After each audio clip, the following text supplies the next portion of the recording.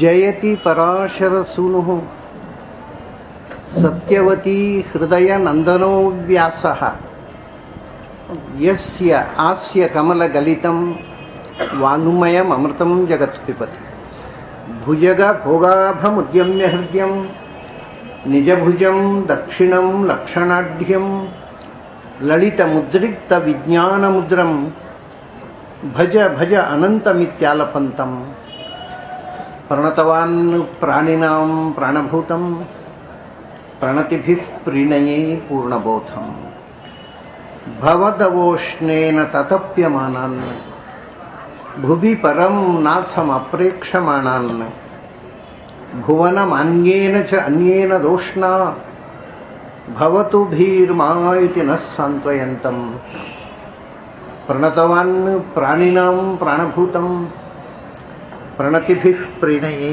ಪೂರ್ಣಬೋಧಂ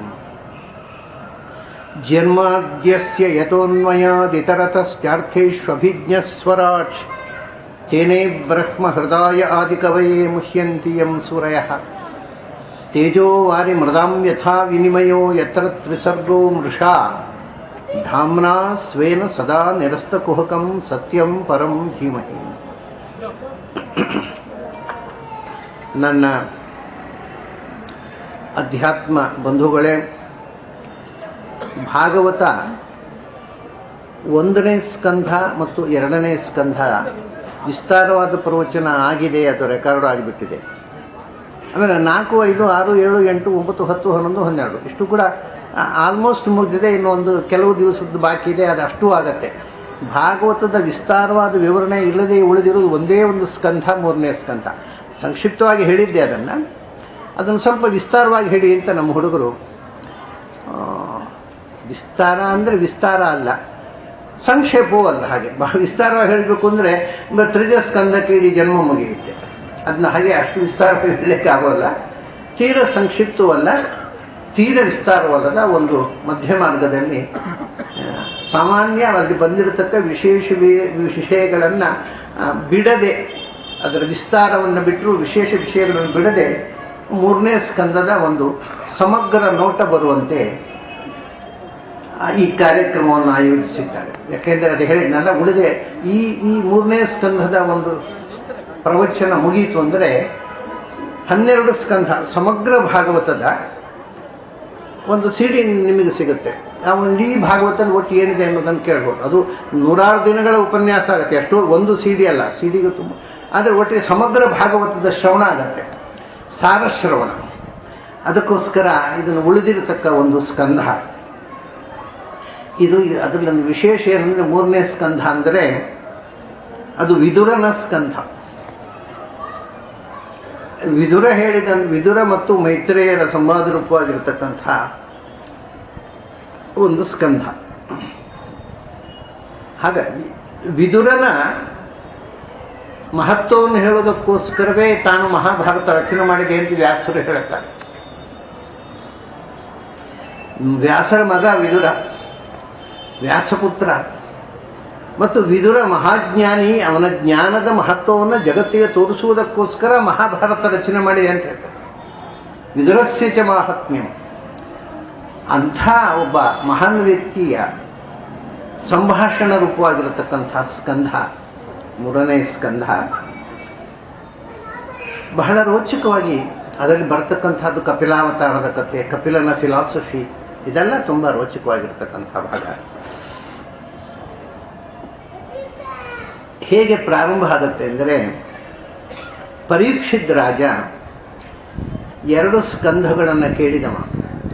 1ನೇ ಸ್ಕಂಧ ಬರೀ ಪ್ರಸ್ತಾವನೆ, ಅದರಲ್ಲಿ ಭಾಗವತದ ಶುಕಾಚಾರ್ಯರ ಪ್ರವಚನ ಇಲ್ಲ.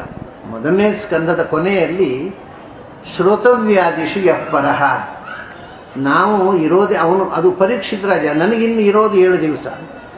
7 ದಿವಸದಲ್ಲಿ ನಾನು ಕೇಳಲೇಬೇಕಾದ್ದು ಯಾವುದು ಅದನ್ನು ಹೇಳಿ. ಯಾಕಂದರೆ ಇನ್ನು ಯಾವುದು ಕೇಳಬೇಕಾದೊಂದು ಹುಡುಕಿಕೊಂಡು ಹೋಗಲಿಕ್ಕೆ ನನಗೆ ಸಮಯ ಇಲ್ಲ. ಅದರಿಂದ ನಾನು ಯಾವುದು ನಿಜವಾಗಿ ಜನ್ಮ ಸಾರ್ಥಕ ಆಗುವುದಕ್ಕೆ ಕೇಳಬೇಕೋ ಅಂಥದ್ದನ್ನು ನೀವು ದಯವಿಟ್ಟು ಹೇಳಬೇಕು ಅಂತ ಶುಕಾಚಾರ್ಯ ಹತ್ರ ಕೇಳಿದ. ಶುಕಾಚಾರ್ಯರು 2ನೇ ಅಧ್ಯಾಯ ಪೂರ್ತಿ ಒಬ್ಬ ಮನುಷ್ಯ ಅಂತ್ಯಕಾಲದಲ್ಲಿ ದೇಹತ್ಯಾಗ ಮಾಡುವಾಗ ಹೇಗೆ ಭಗವಂತನ ಅನುಸಂಧಾನ ಮಾಡಬೇಕು, ಇದನ್ನೆಲ್ಲ ಈ ಅಂತರಂಗದ ಸಾಧನೆಯನ್ನು 2ನೇ ಸ್ಕಂಧದಲ್ಲಿ ಹೇಳಿದರು. ಅದು ಮುಖ್ಯವಾಗಿ ಅವನಿಗೆ 7 ದಿವಸದ ನಂತರ ಸಾಧಿಸಬೇಕಾದ ಸಾಧನೆ, ಆ ಅಂತರಂಗದಲ್ಲಿ ಜೀವವನ್ನು ಊರ್ಧ್ವಮುಖವಾಗಿ ಮೇಲಕ್ಕೆ ಕಳಿಸ್ತಕ್ಕಂಥ ಯೋಗ ಸಾಧನೆ ಬಗ್ಗೆ ತುಂಬ ವಿವರವನ್ನು ಕೊಟ್ಟರು. ತುಂಬ ಅಪೂರ್ವವಾದ ವಿಷಯ ಬಂತು. ಅದರ ನಂತರ ಅವನು ಹೇಳ್ತಾನೆ, ನನಗೆ ಇನ್ನು 7 ದಿವಸ, ಕೊನೆ ದಿವಸ ಹೇಗೆ ಹೊರಟು ಹೋಗಬೇಕು ಅನ್ನೋದನ್ನು ಹೇಳಿದ್ರಿ, ಅದು ಹೇಗೆ ಇರಬೇಕು 7 ದಿವಸ ಅದನ್ನು ನೀವು ಮುಂದೆ ಹೇಳಬೇಕು. ಈ 7 ದಿನಗಳ ಕಾಲ ನಾನು ಕೃಷ್ಣನ ಭಗವಂತನ ಮಹಿಮೆಯನ್ನು ಕೇಳಿಕೊಂಡು 7 ದಿವಸವನ್ನು ಸಾರ್ಥಕ ಮಾಡಬೇಕು. ಆ 7 ದಿವಸ ಭಗವಂತ ಮಹಿಮೆಯನ್ನು ಕೇಳಿದರೆ ಕೊನೆ ದಿವಸ ಭಗವಂತನ ಸ್ಮರಣೆ ಬಂದು ದೇಹತ್ಯಾಗ ಮಾಡ್ಬೋದು. ಅದರಿಂದ ಅದು ಕೊನೆ ದಿವಸ ಮಾಡಿದರೆ ಸರಿ ಅಂತ ಈಗ ಹೇಳಿ ಸುಮ್ಮನೆ ಕೂತರೆ ಕೊನೆ ದಿವಸ ಭಗವಂತನ ಸ್ಮರಣೆ ಬರೋಲ್ಲ. ಅದರಿಂದ ಮನಸ್ಸು ಭಗವನ್ಮುಖ ಆಗುವುದಕ್ಕೋಸ್ಕರ ಭಗವಂತನ ಮಹಿಮೆಯನ್ನು, ಮತ್ತು ನಮ್ಮ ಹಿರಿಯರು ನಮ್ಮ ಅಜ್ಜಂದಿರನ್ನು ಪಾಂಡವರನ್ನು ಉದ್ಧಾರ ಮಾಡಿದ ಕೃಷ್ಣನ ಮಹಿಮೆಯನ್ನು ಹೇಳಬೇಕು ಅಂತ ಪ್ರಾರ್ಥಿಸಿಕೊಳ್ತಾನೆ. ಇದು 3ನೇ ಸ್ಕಂಧ ಪ್ರಾರಂಭದಲ್ಲಿ ಬಂದ ಒಟ್ಟು ಹಿನ್ನೆಲೆ. ಆವಾಗ ಶುಕಾಚಾರ್ಯ ಹೇಳ್ತಾರೆ, ಏವಮೇತತ್ ಪುರಾ ಪೃಷ್ಟ ಮೈತ್ರೇಯ ಭಗವಾನ್ ಕಿಲ ಕ್ಷತ್ರ ವನಂ ಪ್ರವಿಷ್ಟೇನ ಹಿತ್ವಾ ಸ್ವಗೃಹ ವೃದ್ಧಿಮತ್. ಇದು ನೋಡಿ, ಇದು ಸೌಜನ್ಯ. ಶುಕಾಚಾರ್ಯ ಹೇಳ್ತಾರೆ, ಇದೇ ಪ್ರಶ್ನೆಯನ್ನು ಹಿಂದೆ ವಿದುರ ಮೈತ್ರೇಯರ ಹತ್ರ ಹಾಕಿದ್ದ. ವಿದುರ ವೇದವ್ಯಾಸರ ಮಗ, ಮೈತ್ರೇಯ ವೇದವ್ಯಾಸರ ಶಿಷ್ಯ. ಹಾಗಾಗಿ ಅವರು ಭಾಳ ಹತ್ತಿರದ ಬಂಧುಗಳಾಯ್ತು. ಹಾಗೆ ಅವರು ವಿದುರ ಶಿಷ್ಯನೂ ಹೌದು, ಮಗನೂ ಹೌದು. ಮೈತ್ರೇಯ ವೇದವ್ಯಾಸರ ಪ್ರೀತಿಯ ಶಿಷ್ಯರಲ್ಲಿ ಒಬ್ಬ. ಅವನು ಮೈತ್ರೇಯ ಅಂದರೆ ಭಾಳ ತಮಾಷೆ ಉಂಟು. ಮಿತ್ರ ಅನ್ನುವವಳ ಮಗ ಅಂತ ಭಾಗವತ ಹೇಳ್ತದೆ. ಮೈತ್ರೇಯ ಅಂದರೆ ಏನು ಅಂದರೆ ಮಿತ್ರಾಸುತಃ ಮುನಿಹಿ ಅಂತ, ತಾಯಿ ಹೆಸರು ಮಿತ್ರ ಅಂತ. ಮಿತ್ರಳ ಮಗ ಮೈತ್ರೇಯ ಅಂತ ಭಾಗವತ ಹೇಳ್ತದೆ. ಈ ಶ್ಲೋಕ ನೋಡಿಲ್ವೋ ಪಾಣಿನಿ ಅಥವಾ ಏನು ಕಥೆಯೋ ಗೊತ್ತಿಲ್ಲ. ಅವನು ಮಿತ್ರಯು ಶಬ್ದದಿಂದ ಮೈತ್ರೇಯ ಶಬ್ದ ಹುಟ್ಟುತ್ತದೆ ಅಂತ ಹೇಳ್ತಾನೆ ಪಾಣಿನಿ. ನಮಗೆ ಪಾಣಿನಿಗಿಂತ ವ್ಯಾಸರು ಮುಖ್ಯ ಅಲ್ವ. ಪಾಣಿನಿ ಸೂತ್ರದಲ್ಲಿ ಮಿತ್ರಯು ಅವನು ಹೇಳ್ತಾನೆ ಏನು ಅಂದರೆ, ಕೇಕೆಯ ಶಬ್ದದಿಂದ ಕೈ ಕೇಯಿ ಆಗ್ತದೆ, ಪ್ರಳಯ ಶಬ್ದದಿಂದ ಪ್ರಾಳೇಯ ಆಗ್ತದೆ, ಮಿತ್ರೇಯ ಶಬ್ದದಿಂದ ಅಂದರೆ ಮಧ್ಯದಲ್ಲಿ ಏಕಾರ ಬರುತ್ತೆ ಅನ್ನೋದು ಒಂದು ಸೂತ್ರ ಮಾಡಿದ. ಪ್ರಾಳೇಯ, ಮೈತ್ರೇಯ, ಕೈಕೇಯ. ಹಾಗೆ ಪ್ರಳಯ ಮಿತ್ರಯು ಶಬ್ದದಿಂದ ಮೈತ್ರೇಯ ಶಬ್ದ ಆಗುತ್ತೆ ಅಂತ ಹೇಳ್ತಾನೆ. ಅಂದರೆ ಅವನ ಪ್ರಕಾರ ಅವಳ ತಾಯಿ ಹೆಸರು ಮಿತ್ರಯು ಇರಬೇಕು. ಅದರ ವ್ಯಾಸರು ಶಿಷ್ಯ ಅವನು. ಅವ್ರು ಹೇಳಿದ್ದನ್ನು ನಂಬಬೇಕು, ಪಾಣಿನಿ ಹೇಳಿದ್ದನ್ನು ನಂಬಬೇಕು. ಪಾಣಿನಿ ಯಾವುದೋ ಪುಸ್ತಕ ನೋಡ್ಕೊಂಡು ಸೂತ್ರ ಬರ್ದವ. ವೇದವ್ಯಾಸ ಹೇಳ್ತಾರೆ, ನನ್ನ ಶಿಷ್ಯ ಮಿತ್ರಾಳ ಮಗ ಅಂತ, ಮಿತ್ರಾಸುತೋ ಮುನಿ ಅಂತ. ಯಾಕೆಂದರೆ ಅವನಿಗೆ ಮಿತ್ರ, ಅವಳಿಗೆ ಇನ್ನೊಂದು ಮಿತ್ರ ಇವಂತ ಇನ್ನೊಂದು ಹೆಸರಿತ್ತು, ನಾಮಾಂತರ ಇತ್ತು ಅಂತ ಇಟ್ಕೊಳ್ಬೇಕಾದ್ರೆ. ಇಲ್ಲದೇ ಇದ್ದರೆ ನಮಗೆ ಮುಖ್ಯ ಆಗೋದು ವೇದವ್ಯಾಸರ ಉಲ್ಲೇಖ ಹೊರತು ಪಾಣಿನಿಯ ಸೂತ್ರ ಅಲ್ಲ. ಆಗ ಮೈತ್ರೇಯರು ಇದು ಸೌಜನ್ಯ. ಅವ್ರು ಹೇಳ್ತಾರೆ, ಇದೇ ಪ್ರಶ್ನೆಯನ್ನು ಹಿಂದೆ ನೀನು ಏನು ಕೃಷ್ಣನ ಮಹಿಮೆ ಹೇಳು ಅಂತ ಹೇಳಿದಿ, ಇದೇ ಪ್ರಶ್ನೆಯನ್ನು ಹಿಂದೆ ವಿದುರ ಮೈತ್ರೇಯರ ಹತ್ರ ಕೇಳಿದ್ದ. ಅವರು ಕೊಟ್ಟ ಉತ್ತರವನ್ನೇ ನಾನು ನಿನಗೆ ಹೇಳ್ತೇನೆ. ಇದು ಸೌಜನ್ಯ ನೋಡಿ.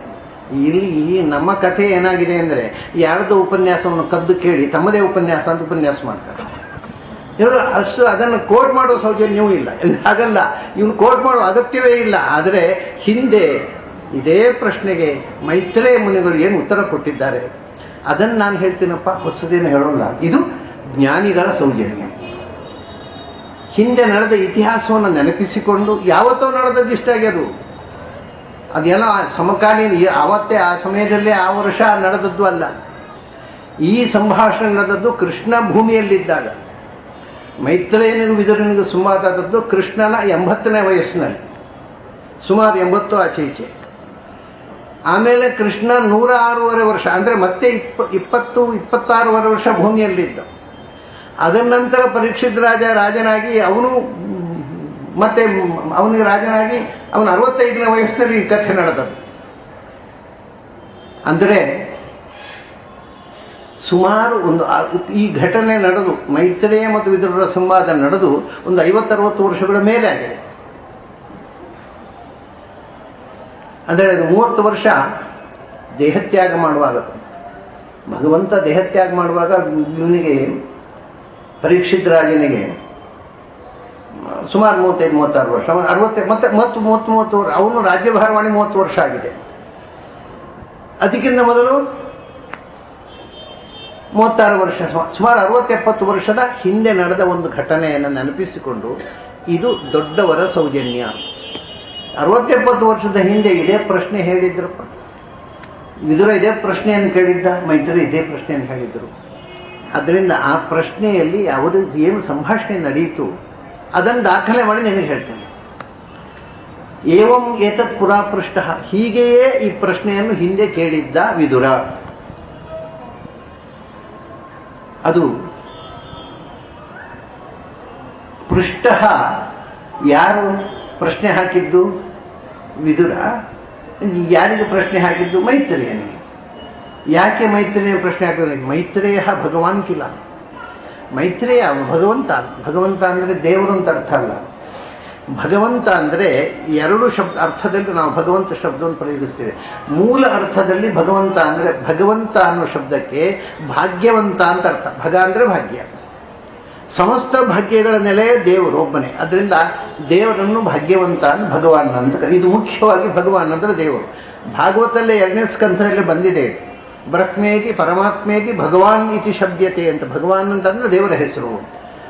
ಭಗವಂತನನ್ನು ಕಂಡ ಭಾಗ್ಯವಂತರು ಭಗವಂತರು. ಇದು 2ನೇದಾಗಿ. ಭಗವಂತನನ್ನು ಕಂಡವರು ಆ ಭಾಗ್ಯ ಸಾಮಾನ್ಯದ, ಅದಕ್ಕೆ ಅವರನ್ನು. ಅದನ್ನು ಮೈತ್ರೇಯರು ಭಗವಾನ್ ಅಂದರೆ ಅವರು ಭಗವಂತರ ಶಿಷ್ಯ, ವೇದವ್ಯಾಸರ ಶಿಷ್ಯ. ಸಾಧನೆಯಿಂದ ಭಗವಂತನ ಸಾಕ್ಷಾತ್ಕರಿಸಿಕೊಂಡಂಥ ಅಪರೋಕ್ಷ ಜ್ಞಾನಿಗಳು.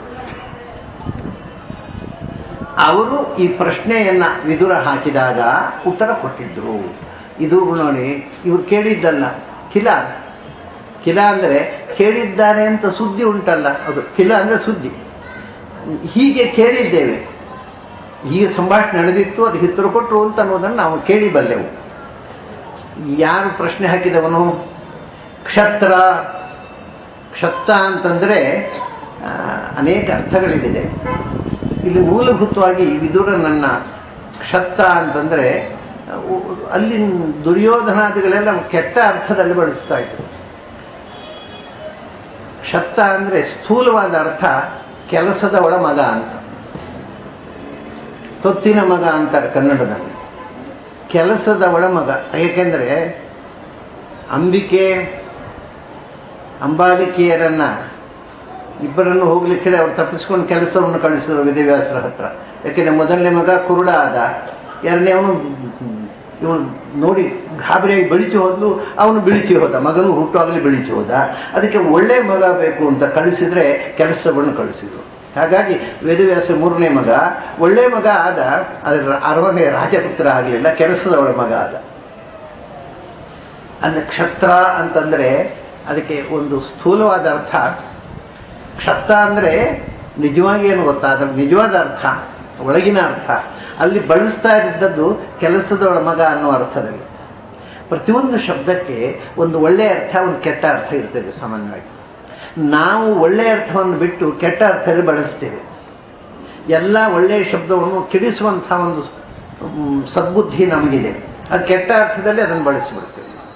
ಆದರೆ ಹಿಂದಿನವರೆಲ್ಲ ಆ ಶಬ್ದದ ಒಳ್ಳೆಯ ಅರ್ಥದಲ್ಲಿ ಬಳಸ್ತಿದ್ರು. ನೀವು ನೋಡಿ, ಋಷಿಗಳಿಗೆ ಶೌನಕ ಅಂತ ಹೆಸರಿಡ್ತಿದ್ರು. ಶೌನಕ ಅಂದರೆ ನಾಯಿಯ ಮಗ ಅಂತ ನಮಗೆ ಆಗುವ ಅರ್ಥ. ಯಾಕೆ ನಮ್ಗೆ ಕೆಟ್ಟ ಅರ್ಥ ಮಾತ್ರ ಆಗೋದು. ಶುನ ಅಂದರೆ ನಾಯಿ, ಶ್ವನ್. ಶುನಃ ಪುತ್ರ ಶೌನಕ ಅಂದರೆ ನಾಯಿಯ ಮಗ ಅಂತ. ಏನಪ್ಪ ಮಕ್ಕಳಿಗೆ ಅಪ್ಪ ಅಂದರೆ ಹೀಗೆ ಹೆಸರಿಡ್ತಾರ, ನಾಯಿ ಮಗ ಅಂತ. ಅಂದರೆ ಅಪ್ಪ ಏನಾದ, ಅವನು ತಂದೆಯನ್ನು ತಾನು ಬೈದುಕೊಂಡು ಹೀಗೆ ಹೆಸರಿಡ್ತಾನ ಅಂತ ನಮಗೆ ಯಾಕೆ ಕೆಟ್ಟ ಅರ್ಥ ಮಾತ್ರ ಆಗೋದು. ಆದರೆ ಶ್ವ ಧಾತು ಉಂಟಲ್ವ, ಟು ಅಶ್ವ ಗತಿ ವೃದ್ಧಿಯೋ ಅಂತ. ಶ್ವ ಅಂತಂದರೆ ಬೆಳೆಯುವಂಥದ್ದು, ನಿತ್ಯ ಚಲಿಸುವಂಥದ್ದು, ಚಲಿಸುತ್ತಾ ಎತ್ತರಕ್ಕೇರುವಂಥದ್ದು ಅಂತ ಅದರ ಶಬ್ದದ ಅರ್ಥ. ಅಂಥ ಎತ್ತರಕ್ಕೇರುವ ಬೆಳವಣಿಗೆಯ ಒಂದು ಹಂತದಲ್ಲಿ ಬೆಳೆಯುವ ಹುಡುಗ ಅಂತ ಶೌನಕ ಅಂತ ಹೆಸರು. ಅದು ಒಳ್ಳೆಯ ಅರ್ಥ. ಅಂದರೆ ನೋಡಿ, ನಾವು ವಾಯುದೇವರಿಗೆ ಮಾತಾಡಿ ಶ್ವ ಅಂತ ಹೆಸರು. ಹಾಗೆ ಒಳ್ಳೆಯ ಅರ್ಥದಲ್ಲಿ ಹಿಂದಿನವರು ಬಳಸಿದರು. ಕ್ಷತ್ತ ಅನ್ನೋದಕ್ಕೆ ಒಳ್ಳೆಯ ಅರ್ಥ ಏನು ಗೊತ್ತುಂಟ? ಕ್ಷತಸ್ಥೈರ್ಯ ಅಂತ. ಯಾವ ವಿಷಯದಲ್ಲೂ ಗೊಂದಲ ಇಲ್ಲದ ಸ್ಥಿರವಾದ ಜ್ಞಾನವುಳ್ಳವನು ಅಂತ. ಅಂದರೆ ಕನ್ಫ್ಯೂಷನ್ ಇಲ್ಲದ ನಾಲೆಜ್ ಅದು. ನಮ್ಮಲ್ಲಿ ಏನು ಅಂದರೆ ನಾವು ನೋಡ್ತೇವೆ ಎಲ್ಲದರಲ್ಲೂ ಕನ್ಫ್ಯೂಷನ್ನು. ಅದು ಯಾವುದು ಸರಿಯಾಗಿ ಗೊತ್ತಿಲ್ಲ, ಸರಿಯಾಗಿ ಗೊತ್ತಿಲ್ಲ ಅನ್ನೋದು ಗೊತ್ತಿಲ್ಲ. ಏನಾದರೂ ಹೇಳಿ ಒಟ್ಟಿಗೆ ಗೊಂದಲ ಮಾಡಿ ಜನರನ್ನು ತಲೆಗಡಿಸು. ಹಾಗೆ ಮಾಡಬಾರ್ದು, ಹೀಗೆ ಮಾಡುವ ಅಲ್ಲಪ್ಪ, ಈ ಹಾಗೆ ಮಾಡಬಾರ್ದು, ಹೀಗೆ ಮಾಡಬಾರ್ದು, ಹಾಗೆ ಮಾಡಿದ ನರಕಾದ್ಯ ಅರ್ಥ ಆಗತ್ತೆ ಅಂತ ಹೇಳೋರು ಹಾಗೆ ಮಾಡಬಾರ್ದು ಅಂದ್ಬಿಟ್ಟು ಹೇಗೆ ಮಾಡಬಹುದು ಅನ್ನೋದನ್ನು ಹೇಳ್ಬೋದಲ್ಲ. ಏನು ಮಾಡ್ಬೋದು ಅಂತ ಅವರೇ ಗೊತ್ತಿಲ್ಲ, ಮಾಡಬಾರ್ದು ಮಾತ್ರ ಗೊತ್ತಿರೋದು. ಹಾಗೆ ಮಾಡಬಾರ್ದು, ಏನು ಮಾಡ್ಬೋದು ಹೇಳ್ರಪ್ಪ. ಬರೀ ಮಾಡಬಾರ್ದನ್ನು ಯಾಕೆಂದರೆ ಅಭಿಪ್ರಾಯ ನಿಮಗೆ ಅದು ಮಾತ್ರ ಅಭ್ಯಾಸ ಇರೋದೇನೋ ಮಾಡಬಾರದನ್ನು ಮಾಡಿ. ಯಾಕೆ ಹೀಗೆ ಮಾಡ್ತಾರೆ ಜನ? ಏನು ಮಾಡಬೇಕು ಅದನ್ನು ಹೇಳಿ, ಮಾಡಬಾರ್ದನ್ನು ಹೇಳೋದು ಬಿಟ್ಟು ಅದನ್ನು ಪಾಸಿಟಿವ್ ಆಗಿ ಹೇಳಿ. ಅಂದರೆ ಕ್ಷತ್ತ ಅಂದರೆ ಏನು ಮಾಡಬೇಕು, ಏನು ಮಾಡಬಾರ್ದು, ಯಾವುದು ಸರಿ, ಯಾವುದು ತಪ್ಪು ಅನ್ನೋ ಸ್ಥೈರ್ಯ ಉಳ್ಳವನು. ಅಂದರೆ ಸ್ಥಿರವಾದ ಪಾಂಡಿತ್ಯ ಅದು. ಅದು ಕನ್ಫ್ಯೂಸ್ಡ್ ನಾಲೆಜ್ ಅಲ್ಲ, ಅದು ವಿಸ್ಡಮ್. ಅದಕ್ಕೆ ಅದು ನಿಜವಾದ ಅರ್ಥ. ವ್ಯವಹಾರದ ಅರ್ಥ ಕೆಲಸದ ಒಳಗೆ ನೋಡಿ ಎಲ್ಲಿಂದ ಎಲ್ಲಿಗೆ. ದೊಡ್ಡ ಗ್ರೇಟ್ ಸ್ಕಾಲರ್ ಅನ್ನೋದು ನಿಜವಾದ ಅರ್ಥ ಆದರೆ ಕೆಲಸದೊಳ ಮಗ ಅಂತ ವ್ಯವಹಾರದ ಅರ್ಥ. ಹೌದು, ಮೈತ್ರೇಯರು ಉತ್ತರ ಕೊಟ್ಟರು, ವಿದುರ ಕೇಳಿದ. ಅಲ್ಲ, ಅವರು ಭೇಟಿಯಾದ ಯಾವಾಗ? ಮೈತ್ರೇಯರು ಎಂದು ಇವರು ಹಸ್ತಿನಪುರಕ್ಕೆ ಬರಲಿಲ್ಲ. ಇವರಿದ್ದದ್ದು ಹಸ್ತಿನಪುರದಲ್ಲಿ. ಹಸ್ತಿನಪುರದಲ್ಲಿ ಇವನು ನಮ್ಮದು ಕೌರವರ ಒಟ್ಟಿಗೆ ಇದ್ದದ್ದು ತಾನೆ. ಧೃತರಾಷ್ಟ್ರನಿಗೆ ವಸ್ತುತಃ ಧೃತರಾಷ್ಟ್ರನಿಗೆ ಮಂತ್ರಿಯಾಗಿದ್ದ, ಸಲಹೆಗಾರನಾಗಿದ್ದ ವಿದುರ. ಹಾಗಾಗಿ ಅವನಿದ್ದದ್ದು ಆದ್ಮೇಲೆ ಧೃತರಾಷ್ಟ್ರನ ಜೊತೆಗೆ ಹಸ್ತಿನಪುರದಲ್ಲಿ. ಇದನ್ನು ಈಗ ತಪ್ಪಾಗಿ ಹೇಳ್ತಾರೆ ಪಂಡಿತರು, ಹಸ್ತಿನಾಪುರ ಅಂತ ಹೇಳ್ತಾರೆ. The correct word must be Hastinapur. It is not Hastinapur. Hastinapur ಅಂತ ಎಲ್ಲರೂ ಹಾಗೆ ಹೇಳ್ತಾರೆ. ನಮಗೇನಾಗಿದೆ ಅಂದರೆ ಶುದ್ಧ ಜ್ಞಾನವೇ ನಾಶ ಆಗಿಬಿಟ್ಟಿದೆ. ಶುದ್ಧವಾದ ಶಬ್ದ ಗೊತ್ತಿಲ್ಲ, ಶುದ್ಧವಾದ ಅರ್ಥವೂ ಗೊತ್ತಿಲ್ಲ. ಅದು ನಮ್ಮದೆಲ್ಲ ಅಶುದ್ಧ ಪಾಂಡಿತ್ಯ. ಅದೇ ಅದು ಅದು ಕ್ಷತ ಅಲ್ಲ, ಕ್ಷತಸ್ಥೈರ್ಯ ಇಲ್ಲ. ಸ್ಥೈರ್ಯ ಇಲ್ಲದ ತಪ್ಪು ತಿಳುವಳಿಕೆಗಳನ್ನು ನಾವು ತಿಳ್ಕೊಂಡು ಅದರಿಗೆ ತಪ್ಪನ್ನು ಪ್ರಸಾರ ಮಾಡುವುದೇ ಇವತ್ತು ಒಂದು ವೇದಾಂತದ ದಂಧೆಯಾಗಿಬಿಟ್ಟಿದೆ. ತಪ್ಪು ನಾವು ತುಂಬ ತಪ್ಪು ಮಾಡ್ತಾ ಇದ್ದಾರೆ ಜನ. ಅಂದರೆ ಕ್ಷತ್ರ ಎಲ್ಲಿ ಹೇಳಿದ್ದು? ಅವರು ಹಸ್ತಿನಪುರಕ್ಕೆ ಬರಲೇ ಇಲ್ವಲ್ಲ. ಅಂದರೆ ಕ್ಷತ್ರ ವನಂ ಪ್ರವಿಷ್ಟೇನ. ಅವನು ಕಾಡಿಗೆ ಹೋದ, ಅರಮನೆ ಬಿಟ್ಟು ಕಾಡಿಗೆ ಹೊರಟು ಹೋದ ಬೇಜಾರದಲ್ಲಿ. ಆಗ ಕಾಡಿನಲ್ಲಿ ಭೇಟಿ ಆಯಿತು. ಯಾಕೆ ಕಾಡಿಗೆ ಹೋದ? ಹಿತ್ವ ಸ್ವಗೃಹಂ ತೆಕ್ವ ಸ್ವಗೃಹಂ ವೃದ್ಧಿಮತ್. ಅವನಿಗೆ ಬಿಟ್ಟು ಹೋದ, ಮನೆಯನ್ನು ಬಿಟ್ಟು ಹೋದ. ಮನೆಯನ್ನು ಬಿಟ್ಟು ಕಾಡಿಗೆ ಹೋದ. ಅಲ್ಲಿ ಏನು ಮನೆಯಲ್ಲಿ ತಾಪತ್ರಯ ಇತ್ತ? ಏನು ಕಥೆ? ಏನಿಲ್ಲ. ವೃದ್ಧಿಮತ್, ಸಮೃದ್ಧವಾದ ಮನೆ. ಮನೆಯಲ್ಲಿ ಏನೂ ತಾಪತ್ರಯ ಇರಲಿಲ್ಲ, ಅಥವಾ ಮನೆಯಲ್ಲಿ ಏನು ಜಗಳ ಆಗಲಿಲ್ಲ, ಗಂಡ ಹೆಂಡತಿಗೆ ವಿರಸ ಆಗಲಿಲ್ಲ, ಮಕ್ಕಳು ಏನೋ ಅಪ್ಪ ಭಾರ ಅಂತ ನೋಡಿ ಎಲ್ಲವೂ ಹಿತವಾಗಿತ್ತು, ಎಲ್ಲ ಸಮೃದ್ಧಿ ಇತ್ತು. ಯಾಕೆಂದರೆ ಅವನು ದಾಸಿಯ ಮಗ ಅಂತ ಇವರು ಕರೆದರೂ ಕೂಡ ಅವನು ಇದ್ದದ್ದು ದೇಶದ ಮಂತ್ರಿ, ಭಾರತ ದೇಶದ ಪ್ರಧಾನಿಯಾಗಿದ್ದವ.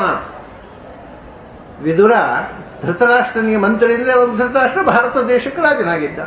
ಮುಂದೆ ಇದು ಅಷ್ಟೇ ಅಲ್ಲ, ಮುಂದೆ ಧರ್ಮರಾಜ ಚಕ್ರವರ್ತಿ ಆದ. ಇಡೀ ಭಾರತ ಅಷ್ಟೇ ಅಲ್ಲದೆ ಚೀನಾ, ಅಸ್ಸಾಂ ಅದಾಯಿತು, ಈ ಕಡೆ ಅಫ್ಘಾನಿಸ್ತಾನ, ಗಾಂಧಾರ, ಕಾಬೂಲು, ಮಲೇಷಿಯಾ, ಬರ್ಮಾ ಇದೆಲ್ಲ ಅವನ ಅಧೀನಕ್ಕೆ ಬಂದಿತ್ತು. ಚೀನಾ ಎಷ್ಟು, ರಷ್ಯಾ ಇದೆಲ್ಲವೂ ಪಾಂಡುರಾಜನ ಧರ್ಮರಾಜನ ಅಧೀನಕ್ಕೆ ಬಂದಿತ್ತು. ಆಗಲೂ ಕೂಡ ಧರ್ಮರಾಜನಿಗೆ ಸಲಹೆಗಾರನಾಗಿ ಈ ದೇಶದ ಮೊದಲ ಪ್ರಧಾನಮಂತ್ರಿ ವಿದುರ. ಅಂಥ ದೊಡ್ಡ ಜ್ಞಾನಿ. ವಿದುರಸ್ಯ ಚ ಮಾಹಾತ್ಮ್ಯ ಅಂತ ಅದಕ್ಕೆ ವ್ಯಾಸರು ಹೇಳೋದು. ಅವನ ಮಹಿಮೆ. ಆದರೆ ಅವನು ಯಾವಾಗಲೂ ಅಂತರ್ಮುಖಿ, ತನ್ನ ಹೆಗ್ಗಳಿಕೆ ತೋರಿಸಿಕೊಂಡವನೆಲ್ಲ ಮಾಡಿದವನು. ನಿಜವಾಗಿ ಈ ದೇಶ ಅಖಂಡವಾದ ಸಾಮ್ರಾಜ್ಯ ಆದಾಗ, ಅದರ ಮೊದಲು ಇದು ಯೋಚನೆ ಮಾಡಿ, ಹಿಸ್ಟಾರಿಕಲಿ ನೋಡಿ, ಭಾರತ ಧರ್ಮರಾಜನಿಗಿಂತ ಮೊದಲು ರಾಮಚಂದ್ರನ ಕಾಲದಲ್ಲಿ ಕೂಡ ಅದು ಅಖಂಡ ಸಾಮ್ರಾಜ್ಯ ಆಗಿರಲಿಲ್ಲ. ಭಾರತ ದೇಶ ಈ ದಕ್ಷಿಣ ಭಾರತ, ಉತ್ತರ ಭಾರತ ಇಷ್ಟೇ ಅದು ಸೀಮಿತವಾಗಿತ್ತು ರಾಮಾಯಣದ ಕಾಲದಲ್ಲಿ. ಅದು ದಕ್ಷಿಣ ಭಾರತ ಪೂರ್ತಿ ಕಾಡು, ದಂಡಕಾರಣ್ಯ. ಆಗ ಕಾಡೇ ಇತ್ತು, ಈಗ ಜಪದಲ್ಲಿ ಮಾತ್ರ ಕಾಡಾಗಿ ಉಳಿದಿದೆ. ಅದೊಂದು ಅರಣ್ಯ. ನಮಗೆ ಸುಳ್ಳು ಹೇಳಿ ಜಪ ಮಾಡಬೇಕು. ಜಪದಲ್ಲಿ ಸತ್ಯ ಹೇಳಬಾರ್ದು. ದಂಡಕಾರಣ್ಯ, ಅರಣ್ಯವೇ ಇಲ್ಲ, ಅದು ದಂಡಕಾರಣ್ಯೇ ಅಂತ ಹೇಳಬೇಕು. ಯಾಕೆ ನಮಗೆ ಅಭ್ಯಾಸ, ಡೋಂಗಿ ಮಾಡೋದ್ರಲ್ಲಿ ಅಭ್ಯಾಸ, ಜಪದಲ್ಲೂ ಬಿಡೋಲ್ಲ ಅದನ್ನು. ಆ ದಂಡಕಾರ ಅಂದ ಇವನು ಧರ್ಮರಾಜನ ಕಾಲದಲ್ಲಿ ಇಡೀ ಅಖಂಡವಾದ ಒಂದು ಸಾಮ್ರಾಜ್ಯ ಸ್ಥಾಪನೆ ಆದದ್ದು. ಆ ಅಖಂಡ ಸಾಮ್ರಾಜ್ಯದ ಮೊದಲ ಪ್ರಧಾನಮಂತ್ರಿ ಆಗಿದ್ದವನು ವಿದುರ. ಅವನು ಚಕ್ರವರ್ತಿ ಧರ್ಮರಾಜ. ಇವನು ಚಕ್ರವರ್ತಿಗೆ ಸಲಹೆಗಾರ, ಪ್ರಧಾನ ಸಲಹೆಗಾರ, ಮುಖ್ಯಮಂತ್ರಿ, ಪ್ರಧಾನಮಂತ್ರಿ ಆಗಿದ್ದವನು. ಅದರಿಂದ ಕ್ಷತ್ರ ಅವನು ಅಂಥ ವೃದ್ಧಿಮತ್, ಒಂದು ದೇಶದ ಪ್ರಧಾನಿಗೆ ಇರಬೇಕಾದ ವೈಭವ ಎಲ್ಲ ಇತ್ತವನಿಗೆ. ಅವನಿಗೇನೋ ಅರಮನೆ ಎಲ್ಲೋ ಒಂದು ಅವನಿಗೆ ಒಂದು ಇರಲಿಕ್ಕೆ ವಾಸ ಅಲ್ಲ, ಸ್ವಗೃಹ, ಅವನಿಗೆ ಸ್ವಂತ ಮನೆ. ಯಾಕೆಂದ್ರೆ ದೇಶದ ಪ್ರಧಾನಿ ರಾಜ ಅವನಿಗೆ ಕೊಟ್ಟಿರೋ ಸ್ವಂತ ಮನೆ ಇತ್ತು, ಎಲ್ಲ ಸಮೃದ್ಧಿ ಇತ್ತು, ಎಲ್ಲ ವೈಭವಗಳಿತ್ತು. ಅದನ್ನು ತೊರೆದು ಕಾಡಿಗೆ ಹೋದ. ಆಮೇಲೆ ಯಾವಾಗ ಹೋದ, ಯಾಕೆ ಹೋದ? ಏನು ಇದಕ್ಕೆ ಮನೆ ಅನುಕೂಲವಾದ ಮನೆ ಇತ್ತು, ಎಲ್ಲ ಅನುಕೂಲ ಇತ್ತು, ಏನು ವಿರಸ ಆಗಲಿಲ್ಲ, ಜಗಳ ಆಗಲಿಲ್ಲ. ಹಾಗಾದರೆ ಒಂದು ಸಂಶಯ ಬರ್ತದೆ, ಏನು ಅಂದರೆ ಎಲ್ಲರೂ ಈ ಹಿಂದೆ ಇತ್ತಲ್ವ, ಕಾಡಿಗೆ ಹೋಗೋದು ಅಂದರೆ ವಾನಪ್ರಸ್ಥ. ಕೊನೆ ವಯಸ್ಸಾದ ಮೇಲೆ ಕಾಡಿಗೆ ಹೋಗ್ತಿದ್ರು. ಅದು ಜಗಳ ಆಯಿತು ಅಂತಲ್ಲ, ಇನ್ನು ಸಾಕು ಪೇಟೆಯ ಜೀವನ, ಕಾಡಿಗೆ ಹೋಗ್ತಿದ್ರು. ಹಾಗೆ ಕಾಡಿಗೆ ಹೋದದ್ದ ಅಂದರೆ ಹಾಗೆ ಹೋದದ್ದಲ್ಲ.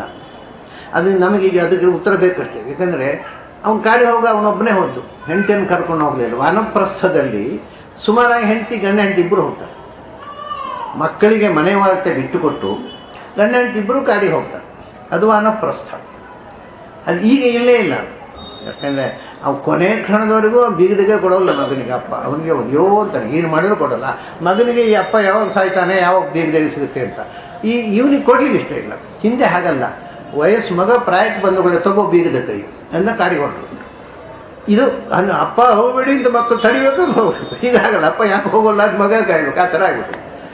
ತ್ಯಕ್ತ್ವ ಸ್ವಗೃಹ ವೃದ್ಧಿವತ್, ಅಂಥ ಸಮೃದ್ಧವಾದ ಮನೆಯನ್ನು, ಸ್ವಂತ ಮನೆ, ಒಬ್ಬ ದೇಶದ ಪ್ರಧಾನಿ, ಅಂಥ ಗೌರವ, ಅಂಥ ವೈಭವ, ಅಂಥ ಸುಖ ಸಮೃದ್ಧಿ ಇದ್ದ ಮನೆಯನ್ನು ತೊರೆದು ಹೋದ. ಅಂದರೆ ವಾನಪ್ರಸ್ಥಕ್ಕೆ ಹೋದನೋ, ಅಲ್ಲಿ ಹೆಂಡತಿಯನ್ನು ಕರ್ಕೊಂಡು ಹೋಗುತ್ತೋ, ಅಲ್ಲಿ ಹೆಂಡತಿ ಬಿಟ್ಟು ಹೋದನೋ ಅಲ್ಲ. ಮತ್ತೆ ಯಾಕೆ ಹೋದ? ಯದಾತ್ವಯಂ ಮಂತ್ರಕೃದ್ವ ಭಗವಾನ್ ಅಖಿಲೇಶ್ವರ ಪೌರವೇಂದ್ರಪುರಂ ಹಿತ್ವ ಪ್ರವಿವೇಶ ಆತ್ಮಸಾತ್ಕೃತಂ. ಯಾವಾಗ ಹೋದ್ದು ಅಂದರೆ, ಯಾವಾಗ ಹೋದ್ದು ಅಂತ ಗೊತ್ತಾದರೆ ಅದು ಯಾಕೆ ಅಂತ ಅನ್ನೋದಕ್ಕೆ ಭಾಗವತ ಹೇಳೋದಿಲ್ಲ. ಅದು ಮತ್ತೆ ಯಾವಾಗ ಹೋದ್ದು ಅಂದರೆ, ಮಂತ್ರಕೃತ, ನಿಮ್ಮ ಹಿರಿಯರು, ನಿಮ್ಮ ಹಿರಿಯರಾದಂಥ ಪಾಂಡವರಿಗೋಸ್ಕರ ಮಂತ್ರಾಲೋಚನೆ ಮಾಡಿ ಸಂಧಾನ ಮಾಡಲಿಕ್ಕೋಸ್ಕರ ಭಗವಂತ ಬಂದ ಅಲ್ಲ ಹಸ್ತಿನಪುರಕ್ಕೆ. ಸಂಧಾನ ಮಾಡಿ ಯುದ್ಧ ಬೇಡ, ಶಾಂತಿಯಲ್ಲಿ ಬದುಕೋಣ ಅಂತ ಹೇಳೋದಕ್ಕೋಸ್ಕರ ಬಂದ ಹಸ್ತಿನಪುರಕ್ಕೆ. ಯಾರು? ಭಗವಾನ್. ನೋಡಿ, ಆ ಭಗವಾನ್ ಬೇರೆ, ಈ ಭಗವಾನ್ ಬೇರೆ. ಇವರು ಭಗವಂತ ಸ್ವತಃ, ಅದು ಭಗವಂತನ ಭಕ್ತನಾಗುವ ಭಾಗ್ಯ ಪಡೆದ ಭಗವಾನ್ ಅವನು. ಇವನು ಬರೇ ಭಗವಾನ್ ಅಲ್ಲ, ಅಖಿಲೇಶ್ವರ. ಇವನು ಸರ್ವ ಜಗತ್ತಿಗೆ ಸ್ವಾಮಿಯಾಗಿರ್ತಕ್ಕ, ಸರ್ವಗುಣಪೂರ್ಣನಾಗಿರ್ತಕ್ಕ, ಸರ್ವಸಮರ್ಥ. ಈಶ್ವರ ಅಂದರೆ, ಅಖಿಲೇಶ್ವರ ಅಂದರೆ ಸರ್ವಸಮರ್ಥ ಅಂತ ಅರ್ಥ. ಇಂಗ್ಲೀಷ್ನಲ್ಲಿ ಆಮ್ನಿಪೊಟೆಂಟ್ ಅಂತ ಹೇಳ್ತಾರಲ್ಲ, ಅದು ಈಸ್ ಆಮ್ನಿಪೊಟೆಂಟ್. ಸರ್ವಸಮರ್ಥನಾದವ ಭಗವಂತ. ಅಂದರೆ ಅವನು ಅದನ್ನು ಯಾಕೆ ಹಾಕಿದ್ದು ಅಂದರೆ, ಸಂಧಾನ ಮಾಡಲಿಕ್ಕೆ ಬಂದ, ಸಂಧಾನ ವಿಫಲ ಆಯಿತು. ಅದು ಭಗವಂತ ಅಸಮರ್ಥ ಆದ್ದರಿಂದ. ಇದ್ದರೆ ಅಯ್ಯೋ ಸಂಧಾನ ಮಾಡಲಿಕ್ಕೆ ಹೋದವ್ರ ತಾಕತ್ತಿಲ್ಲ ಅದಲ್ಲ, ಅವನು ಏನನ್ನು ಮಾಡುವ ತಾಕತ್ತಿದ್ದು ಕೂಡ ಸಂಧಾನ ವಿಫಲ ಆಯಿತು ಅಂದರೆ ಅದರ ಅರ್ಥ ಏನು?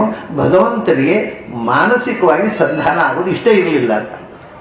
ಅವನು ಇಷ್ಟ ಇರಲಿಲ್ಲ, ಆಗಲಿಲ್ಲ. ಯಾಕೆಂದರೆ ಅವನಿಗೆ ಇಷ್ಟ ಇದ್ದಿದ್ರೆ ಏನನ್ನು ಮಾಡುವ ತಾಕತ್ತಿದ್ದವನು ಅವನು ಅಖಿಲೇಶ್ವರ. ಯಾಕೆ ಇಷ್ಟ ಇರಲಿಲ್ಲ? ನಿಮಗಿದು ಗೊತ್ತಾಗತ್ತೆ. ಮಹಾಭಾರತದಲ್ಲಿ ಕೃಷ್ಣ ಹೊರಡ್ತಾನೆ ಸಂಧಾನಕ್ಕೆ.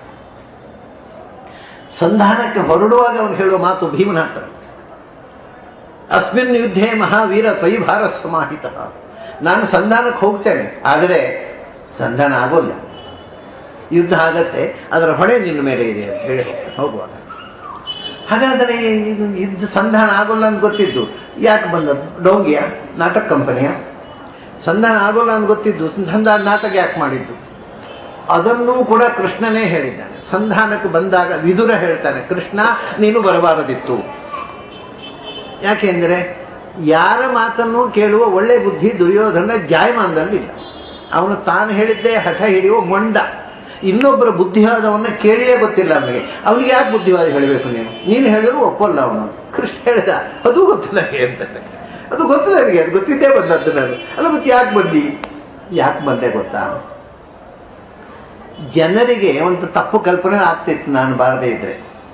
ನಾನು ಕೃಷ್ಣ ಹೋಗಿ ಸಂಧಾನ ಮಾಡಿದರೆ ಆಗ್ತಿತ್ತು, ಕೃಷ್ಣ ಬೇಕು ಅಂತ ತಪ್ಪಿಸಿದ ಅಂತ ನಾಳೆ ನೀವೇ ಹೇಳ್ತೀರಿ. ನಾನು ಬಂದರೂ ದುರ್ಯೋಧನ ಬದಲಾಗೋದಿಲ್ಲ, ಜೀವ ಸ್ವಭಾವವನ್ನು ದೇವರು ಬದಲಿಸುವುದಿಲ್ಲ ಅನ್ನೋದನ್ನು ಜಗತ್ತಿಗೆ ಪ್ರೂವ್ ಮಾಡೋದಕ್ಕೋಸ್ಕರ ನಾನು ಬಂದೆ. ಬಹಳ ಬ್ಯೂಟಿಫುಲ್ ಇದೆ ಅಲ್ಲ, ಎಲ್ಲ ಕೃಷ್ಣ ಹತ್ರ ಉತ್ತರ ಇದೆ. ನನಗೆ ಗೊತ್ತಿದೆ ಅವನು ಒಪ್ಪೋಲ್ಲ ಅಂತ. ಅವನು ಒಪ್ಪಿಸ್ಬೇಕು ಅಂತ ಬಂದದ್ದಲ್ಲ ನಾನು. ದೇವರು ಬಂದರೂ ಬುದ್ಧಿ ತಿರುಗೋಲ್ಲ ಅವನದ್ದು, ಅಷ್ಟು ಮೂರ್ಖ ಅನ್ನೋದನ್ನು ಜಗತ್ತಿಗೆ ತಿಳಿಸ್ಲಿಕ್ಕೆ ಬಂದದ್ದು ನಾನು. ಇಷ್ಟಲ್ಲ. ಅದರಿಂದ ಅವನು ಹೇಳ್ತಾನೆ, ಭಗವಂತ ಅಖಿಲೇಶ್ವರ ಬಂದ ಮಂತ್ರಕೃದ್ವ, ನಿಮ್ಮ ಹಿರಿಯರ ಮಂತ್ರಾಲೋಚನೆ ಅಂದರೆ ಈ ಶಾಂತಿ ಸಂಧಾನಕ್ಕೋಸ್ಕರ ಅಂಬಾಸಡರ್ ಆಗಿ ರಾಜದೂತನಾಗಿ ಬಂದ ಕೃಷ್ಣ ಶಾಂತಿ ಸಂಧಾನ ಮುರಿದು ಬಿದ್ದು ಪೌರವೇಂದ್ರ ಪುರಂ ಹಿತ್ವ, ಈ ಪೌರವೇಂದ್ರರ ನಗರ ಎಲ್ಲಿ ಸಂಧಾನಕ್ಕೋಸ್ಕರ ಕೃಷ್ಣ ಬಂದಿದ್ದ ಆ ಹಸ್ತಿನಪುರವನ್ನು ತೊರೆದು ಹೊರಟು ಹೋಗ್ತಾನೆ. ಅವಾಗ ಹೇಳ್ತಾನೆ, ನಿಮಗೆ ಯಾರಿಗೂ ನಾನು ಹೇಳಿದ ಮಾತು ಹಿತವಾಗಲಿಲ್ಲ, ಅದು ನಿಮ್ಮ ಪ್ರಮಾದದಿಂದ ಜಗತ್ತಿನಲ್ಲಿ ಆಗಬಾರದ್ದು ಆಯಿತು ಅನ್ನೋದನ್ನು ಇತಿಹಾಸ ದಾಖಲೆ ಮಾಡುತ್ತೆ, ಯುದ್ಧಕ್ಕೆ ಸಿದ್ಧರಾಗಿ ಅಂತೇಳಿ ಹೊರಟೋಗ್ತಾರೆ ಕೃಷ್ಣ. ಅದೇ ಪೌರವ ವಂಶದವರ ಪುರ ಅಂದರೆ ಹಸ್ತಿನಪುರ, ಅದನ್ನು ತೊರೆದು ಹೋದ ಅಂತ. ಆದರೆ ಕೃಷ್ಣ ಮಾತ್ರ ಹೋದ್ದಲ್ಲ, ಅಲ್ಲಿ ಏನೊಂದು ಅದರ ರಕ್ಷೆಯಾಗಿ, ಆ ಪುರಕ್ಕೆ ರಕ್ಷೆಯಾಗಿ ಭಗವಂತನ ಸನ್ನಿಧಾನ ಇತ್ತು, ಅದು ಹೊರಟೋಯ್ತು. ಭಗವಂತ ಅದರಲ್ಲಿ ಒಂದು ರಕ್ಷಣೆಗೋಸ್ಕರ ಒಂದು ರೂಪ ವಿಶೇಷದ ಸನ್ನಿಧಾನ ಏನಿತ್ತು ಹಸ್ತಿನಪುರದಲ್ಲಿ, ಅದೇ ಹೋಯ್ತು. ಆದ್ದರಿಂದಲೇ ಹಸ್ತಿನಪುರ ನಾಶ ಆಗೋಯ್ತು. ಇವತ್ತಿಗೂ ಇಲ್ಲ ಹಸ್ತಿನಪುರ, ಗಂಗೆಯಲ್ಲಿ ಮುಳುಗಿ ಹೋಯ್ತು. ಭಗವಂತ ಸನ್ನಿಧಾನವನ್ನು ವಿಡ್ರಾ ಮಾಡಿಬಿಟ್ರೆ ಮತ್ತೆ ಹೇಗೆ ಉಳಿತದೆ ಅದು? ಪೌರವೇಂದ್ರ ಪುರಂ ಹಿತ್ವ, ಸಂಧಾನ ವಿಫಲವಾಗಿ ಹಸ್ತಿನಪುರವನ್ನು ತೊರೆದು ಯದಾ ಪ್ರವಿವೇಶ ಆತ್ಮಸಾತ್ಕೃತಂ. ನೋಡಿ, ಇದನ್ನು ತೊರೆದ, ಇದು ನನಗೆ ಸಂಬಂಧಪಟ್ಟದ್ದೇ ಅಲ್ಲ ಅಂತ ಹೊರಟು ಹೋದ ಕೃಷ್ಣ. ಎಲ್ಲಿ ಹೋದ? ಆತ್ಮಸಾತ್ಕೃತಂ ಪ್ರವೇಶ, ತನ್ನ ಊರಿಗೆ ಹೋದ ಅಂತ. ತನ್ನದಾದ ಯಾವುದದು ಹೋದದ್ದು ಅವನು ಉಪಪ್ಲವ್ಯಕ್ಕೆ, ಪಾಂಡವರಿದ್ದ ಊರಿಗೆ. ವಿರಾಟ ನಗರದ ಅದು ಉಪನಗರ, ಅಲ್ಲಿ ಪಾಂಡವರಿದ್ದರು, ಅಜ್ಞಾತವಾಸ ಮುಗಿದು. ಅದನ್ನು ಪಾಂಡವರ ಊರು ಅಂದರೆ ಕೃಷ್ಣನ ಊರು, ಅಂದರೆ ಅದೇ ವ್ಯತ್ಯಾಸ. ಇದನ್ನು ನನ್ನ ಊರು ಅಲ್ಲ ಅಂತ ಸನ್ನಿಧಾನವನ್ನು ಕಳಚಿಕೊಂಡು ಅಲ್ಲಿಗೆ ಇದು ತನ್ನ ಊರು ಅಂತ ಪ್ರೀತಿಯಿಂದ ಅಲ್ಲಿ ಹೋದನು ಕೃಷ್ಣ. ಯಾವಾಗ ಸಂಧಾನ ವಿಫಲವಾಗಿ ಕೃಷ್ಣ ಉಪಪ್ಲವ್ಯಕ್ಕೆ ಹೋದನೋ ಆಗ ವಿದುರ ಕೃಷ್ಣ ಯಾವ ಹಸ್ತಿನಪುರವನ್ನು ಬಿಟ್ಟು ಹೋದನೋ ಆ ಹಸ್ತಿನಪುರವನ್ನು ಬಿಟ್ಟು ಕಾಡಿಗೆ ಹೋದ. ಇದಿಷ್ಟು ಅದೇ ಯಾವಾಗ ಇದು ನಡೆದ ಘಟನೆ. ಅವನು ಕಾಡಿಗೆ ಹೋಗುವ ಪ್ರಸಂಗ ಪ್ರಾರಂಭ ಆದದ್ದು ಕೃಷ್ಣ ಸಂಧಾನ ವಿಫಲವಾಗಿ ಹೋದ ನೋವಿನಿಂದ ಹೋದ, ಹೊರತು ವಾನಪ್ರಸ್ಥಾಶ್ರಮಕ್ಕೆ ಹೋದದ್ದಲ್ಲ. ಈಗ ಮುಂದೆ ಸಂಶಯ, ಅವನು ಕಾಡಿಗೆ ಹೋದ ಅಂತಿದೆ. ಕಾಡಿಗೆ ಹೋದ ಅಂದರೆ ಕಾಡಿಗೆ ಹೋದದ್ದು ಯಾಕೆ? ತಪಸ್ಸು ಮಾಡಲಿಕ್ಕ ಒಂದು. ಎರಡನೇ, ಕಾಡಿಗೆ ಹೋದ ಮತ್ತೆ ವಾಪಸ್ ಬರಲೇ ಇಲ್ವಾ? ಅದು ಹೇಳೋದಿಲ್ಲ ಭಾಗವತ. ಕಾಡಿಗೆ ಹೋದ ಅಂತ ಹೇಳ್ತಾರೆ. ಕಾಡಿಗೆ ಹೋದರೆ ಮತ್ತೆ ಸಾಮಾನ್ಯ ಕಾಡಿಗೆ ಹೋದರೂ ವಾಪಸ್ ಬರೋಲ್ಲ, ಮತ್ತೆ ಊರಿಗೆ ಬರೋಲ್ಲ. ಇವನು ವಾನಪ್ರಸ್ಥನಾಗಿ ಕಾಡಿಗೆ ಹೋದ್ದಲ್ಲ. ಆದ್ದರಿಂದ ಅವನು ಬೇಸರದಲ್ಲಿ ಹೋದ. ಮಹಾಭಾರತ ಯುದ್ಧ ಮುಗಿದು ಪಾಂಡವರು ಸಾಮ್ರಾಜ್ಯ ಸ್ಥಾಪನೆ ಮಾಡುವವರೆಗೆ ಮತ್ತೆ ಊರಿಗೆ ಬರಲಿಲ್ಲ ಅವನು.